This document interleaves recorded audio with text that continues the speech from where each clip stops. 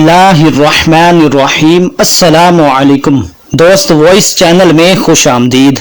नफली सदका से घर वाले खा सकते हैं या नहीं, आज की हमारी वीडियो का मौजू है। तो किसी ने नाजरीन सवाल पूछा है, बाज़ औक़ात हम नफली सदका करते हैं और घर में से ही इस चीज को तकसीम कर देते हैं, तो क्या नफली सदका करने वाला खुद भी इसमें से खा सकता है? तो इसका जवाब ये है, जी हाँ, नफली सदका आप खा सकते हैं। उमूमी तौर पर जैसे हम लंगर, खाना वगैरह नियाज बनाते हैं, खाने तकसीम करते हैं, तो खुद भी इसमें से खा रहे होते हैं, इसकी गुंजाइश है। और अगर आप कहते हैं कि ये गरीबों के लिए सदका है, जैसे गरीबों के लिए मुख्तस कर देते हैं, मखसूस कर देते हैं, तो उसमें से बिल्कुल भी ना खाएं, वो सारा का सारा आपको सदका करना चाहिए। दूसरा, उन्होंने ये भी पूछा कि नफली सदका की कोई चीज थोड़ी सी हम खा लें तो क्या हमें इसका पूरा सवाब मिलेगा? तो नाजरीन, ये तो अल्लाह ताला की मर्जी पर मौकूफ है। हाँ, ये जरूर है, जो गरीबों के लिए आप कोई चीज मखसूस कर दें तो उसमें से आप ना खाएं, वरना हमारे अकाबरीन ने भी ये फरमाया है कि जो गरीबों का खाना खाता है तो उसका दिल सियाह होता है। तो ये मुनासिब भी नहीं है। लेकिन